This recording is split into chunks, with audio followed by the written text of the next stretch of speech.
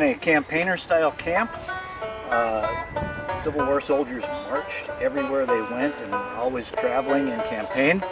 So what I've done is brought a very minimalist camping situation. I have half of a shelter. Half means two halves buttoned together through the series of buttons and buttonholes.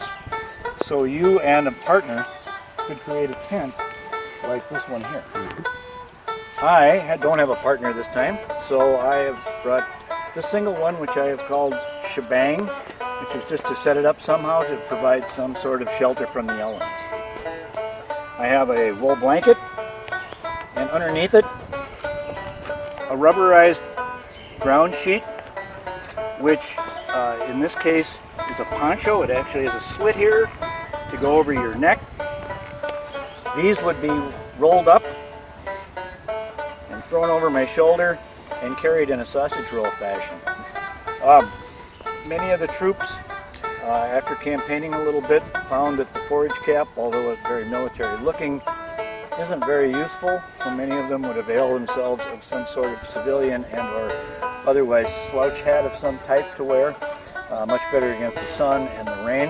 I have one as well, so on the march I would probably wear this one and place this one in my haversack for carriage. I have my tin coffee boiler down here, which actually has coffee in it.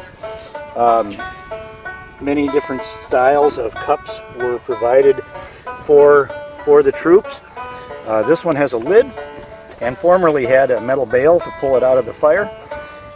It helps keep the coffee warm. You can cook in it, and it was carried in your haversack. Many people will see them strapped on the outside. It was probably done for practical reasons at some point, but generally they were supposed to be carried in your haversack. And the coffee, by the way, is really good.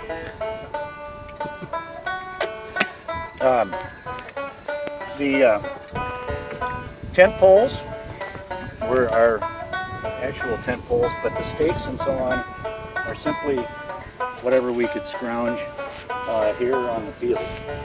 Because generally speaking, a campsite such as the one you're looking at would only be like for one night. And oftentimes one night means when you stop marching at midnight and prior to start marching pre-dawn.